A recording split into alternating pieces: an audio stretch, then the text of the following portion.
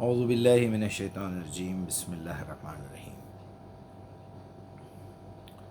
سب سے پہلے تو آپ سب کو مبارکباد کہ رمضان کا مہینہ آنے والا ہے اور ہم شعبان کے مہینے سے گزر رہے ہیں، اور شعبان سے متعلق بہت سارے سوالات آتے ہیں، ہر سال آتے ہیں۔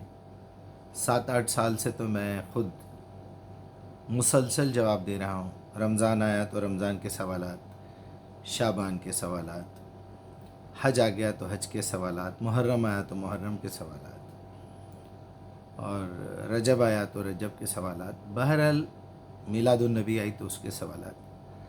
یعنی بس سوال کرنا، جواب پوچھنا، اور ویڈیو کھول لے کے سوشل میڈیا پہ انٹرسٹڈ رہنا، اسی کو پھیلا لینا، اسی کو ریسیو کر لینا، مسجدوں میں اسی کی تقریریں کرنا، کیسٹ پلٹا پلٹا کے لگاتے رہنا، یہ ہے مسلمانوں کی ایکٹیویٹیز۔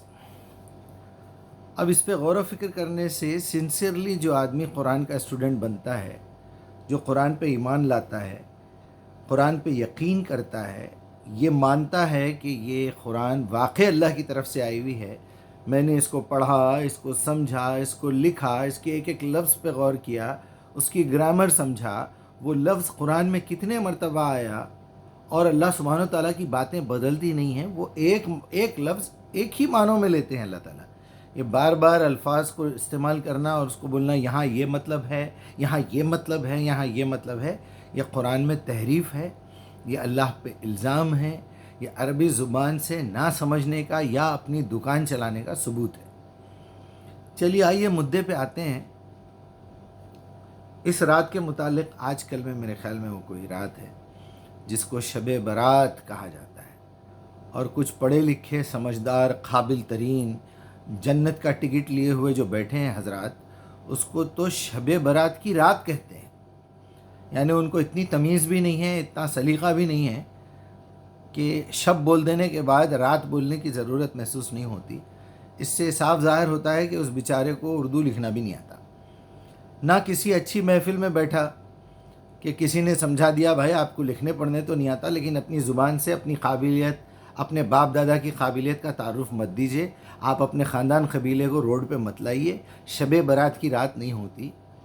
کہاں جا رہے ہیں صاحب تو بولتے ہیں آٹا پسانے جا رہا ہوں۔ ارے میرے بھائی گیہوں پسانے جا رہا ہوں بولو، گیا وہ زمانہ۔ اب آٹے کو کیا پسا رہے ہیں؟ یعنی آپ کو اس قدر غلط فہمیوں میں اور منہ سے آپ کیا الفاظ نکال رہے ہیں اس کی سمجھ آپ کے پاس نہیں رہنا، آپ اس پہ غور و فکر نہیں کرنا، جو منہ میں آیا بولتے رہنا، بولتے رہنا، بولتے رہنا، بکواس کرتے رہنا۔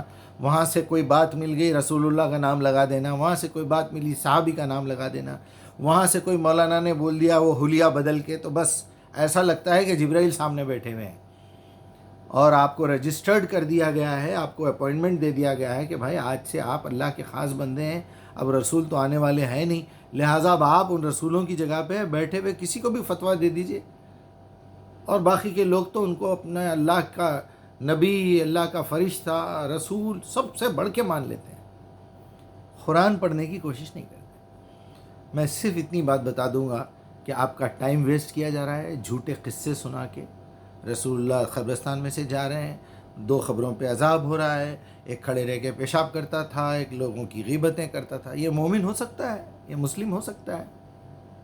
اور ایسے نالائق کے لیے اللہ کے رسول ڈالی توڑ کے لگا کے یہ دعا کریں گے کہ اس کے عذاب پہ سے، اس کی قبر پہ سے عذاب کم ہو جائے؟ یہ کیا بیکار کی باتیں ہیں، یہ کہاں سے لاتے ہیں قصے؟ عقل تو ہمارے پاس ہے نہیں، سمجھ تو ہے نہیں کہ کسی بات کو کمپیئر کر کے دیکھیں گے کہ کس کی بات ہو رہی ہے۔ محمد الرسول اللہ خاتم النبیین، جس کے ہاتھوں سے 600 صفحے کی کتاب آپ تک پہنچی ہے، جس کی زبان مبارک سے کبھی زندگی میں تمیز نہیں ہوتی، خیال نہیں آتا، شرم نہیں آتی، حیا نہیں آتی کہ پڑھیں گے اس کو، سمجھیں گے کہ میرا رب مجھ سے کیا کہہ رہا ہے، میرا نبی میرے لیے کیا تحفہ دیا ہے۔ وہ ڈبہ تو پیک جیسے کا ویسا ہے، جھوٹے چاکلیٹ، گندے آٹے کے بنائے ہوئے پیپر میٹس آپ کو کھلا کے بتایا جا رہا ہے یہ اللہ کے رسول دیے سو ہے، لیکن اس اصل تحفے کی طرف ہاتھ لگانے نہیں دیا جا رہا ہے۔ تو آپ کو یہ چاکلیٹ اسی لیے کھلایا جا رہا ہے تاکہ آپ وہ اصل ڈبے کی طرف نہ جائیں، جو اصل گفٹ ہے اللہ کا، جو ہمارے پیارے نبی ہم تک پہنچائیں۔ وہ پہنچائیں گے تو ان کے راز کھل جائیں گے، ان کے چاکلیٹوں کی دکان بند ہو جائے گی، ان کے پیپرمنٹ بند ہو جائیں گے بکنا. اب تو سنبھل جائیے، اب تو سنبھل جائیے. پتہ نہیں موت کب آنے والی. ہو سکتا میں بیان ریکارڈ کرتے کرتے مر جاؤں، میری موت آ جائے. ہو سکتا میں یہ اپلوڈ کروں یا نہ کروں. مجھے میرے رب کے پاس جواب دینا ہے. مجھے اپنے رب کو اپنی صورت دکھانا ہے. میرے کیے کرائے ہوئے پورے ریکارڈز اس کے سامنے جانے والے ہیں. میرا سننا، میرا دیکھنا، میرا سوچنا، میرا بولنا، میرے دل کے خیالات، میرا ہر عمل، میرا ہر ارادہ، میرے پلک جھپکنے کا اس کے پاس حساب ہے. وہ پل بھر کے لیے غافل نہیں ہوتا. یہ آج کی رات سارے گناہوں کو معاف کر رہا ہے، نکال رہا ہے، یہ کر رہا ہے. بھائی یہ کہاں سے لاتے ہیں باتیں آپ؟ پھر سوال آتا ہے، اچھا تو آپ قرآن کو نہیں، آپ حدیث کو نہیں مانتے؟ اچھا پہلے آپ قرآن کو تو مان لیجئے. جس زبان مبارک سے، جس مبارک زبان سے، جس پیارے نبی کے زبان مبارک سے ہم کو کتاب ملی، خیر الحدیث کتاب اللہ. پھر یہ دوسرے حدیثوں کی کیا ضرورت ہے؟ یہ دوسرے چھچور پن کی کیا ضرورت ہے جو کہ قرآن کے خلاف جاری؟ وہ بات کی بات کر رہا ہوں میں. ایک بات قرآن کے خلاف جاری، آپ اس کو کیسے حدیث مانتے ہیں؟ کیسے امام بخاری پہ، کیسے امام مسلم پہ، کیسے ائمہ کے اوپر اس کو تھوپ دیتے ہیں؟ اگر کوئی دوسرا اس طرح کی بدماشی کر رہا ہے تو آپ کو عقل نہیں ہے، آپ کو تمیز نہیں ہے چیک کرنے کی. اصل میں آپ کے پاس وقت نہیں ہے، کیونکہ بہت زیادہ اگر کوئی دینداری دکھا رہا ہے تو اس کے لیے دین، اسلام، قرآن، محمد، رسول، یہ سب کیا ہے؟ پارٹ ٹائم بھی نہیں ہے بلکہ انٹرٹینمنٹ. انٹرٹینمنٹ. بیٹھو کرسیاں ڈال لے کے چبوتروں پہ بیٹھو اور جو ہے انٹرٹینمنٹ کی باتیں. آپ یہ مہینہ آ گیا اور ایسا ہو گیا ویسا، انٹرٹینمنٹ. مجھے بھائی مل گئے، مجھے بھائی کو 4 سوالات کر لو، ان کو جوابات ملتے، وہ اپنے دل کا بخار بھی آپ کے اوپر نکال لیتے. مجھے بھائی کو بھی ٹھنڈا کر دو، قرآن تک جانے مت دو. وہ بندہ قرآن سنا رہا، سن لو انٹرٹینمنٹ کی حد تک. چلو جو ذرا دعوت کا کام کر رہے ہیں، تھیلے ڈال لے کے پھر رہے ہیں، نکل رہے ہیں، جا رہے ہیں، درس اٹینڈ کر رہے ہیں، درس دے رہے ہیں، بیان دے رہے ہیں، ان کا کام ہے part time job. Part time کی حد تک کر رہے ہیں. ہے بھائی اصل زندگی ہے، میرے بچے ہیں، میرے بچوں کو پڑھانا ہے، میرے بیوی بچوں کا خیال، یہ بھی تو فرض ہے نا، یہ بھی تو فرض ہے نا. میرے بیوی بچوں کو پالنا میرا اولین فریضہ ہے. نہیں، غلط سکھایا آپ کو لوگوں نے. اولین فریضہ اللہ کی کتاب لوگوں تک پہنچانا ہے. آپ کو جس طرح آپ کے رب نے پالا ہے، آپ کے ابا کو، آپ کی امی کو جس طرح پالا ہے، اسی طرح آپ کو بھی پالے گا، آپ کے بچوں کو بھی پالے گا. اس کو پتا ہے کب کس کو موت دینا ہے، کب کس کو رزق دینا ہے. آپ کو فکر کرنے کی ضرورت نہیں ہے. آپ کا کام یہ ہے، چونکہ آپ محمد رسول اللہ کی امت میں پیدا ہو گئے ہیں، اب وہ رسول اللہ کا کام یا تو کرنا ہے تو شرافت سے کیجئے، نہیں تو نکلیے باہر اس امت سے. وہ تو نکل ہی گئے ہیں، مگر یہ نام لگا کے، جھوٹ بول کے، دادا جان کا پولیس کا ڈریس پہن لے کے، بابا جان کی ریوالور لے لے کے میں بھی پولیس میں ہوں بولنے سے کچھ نہیں ہوتا. وہ لوگ محنت کر کے، ٹریننگ کر کے، اس کے بعد فوج میں گئے ہوں گے، اس کے بعد ٹریننگ کر کے پولیس میں گئے ہوں گے، اس کے بعد IAS آفیسر بنے ہوں گے.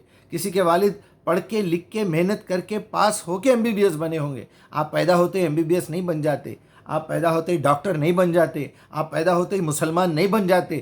اسلام سیکھنے سے بنتے ہیں، اور اسلام قرآن میں لکھا ہوا ہے. اللہ تعالیٰ سے میں التجا کرتا ہوں کہ میں نے جو کچھ بھی کہا ہے اس میں سے اگر کوئی غلطی ہوئی ہے مجھ سے تو آپ بھی معاف کر دیجئے. اللہ سے بھی میری التجا ہے کہ وہ مجھے معاف کرے. لیکن جو باتیں میں نے صحیح کہی ہیں، جو دل میں چبا چبا کے، سوئی چبا چبا کے، تکلیف دے کے جو آپ کو سمجھایا ہے، اللہ اس کو پرماننٹ کر دے، اس کو محفوظ کر دے. اور ہمارے بھائیوں کو میں کیا دعا کروں؟ مجھے شرم آ رہی ہے اللہ کو بولنے کے لیے کہ توفیق دے دے، توفیق دے دے. ارے یہ کام مسلمانوں کو دیا ہے اللہ تعالیٰ نے، جاؤ تم ان کو سمجھاؤ. اللہ رحم کرے.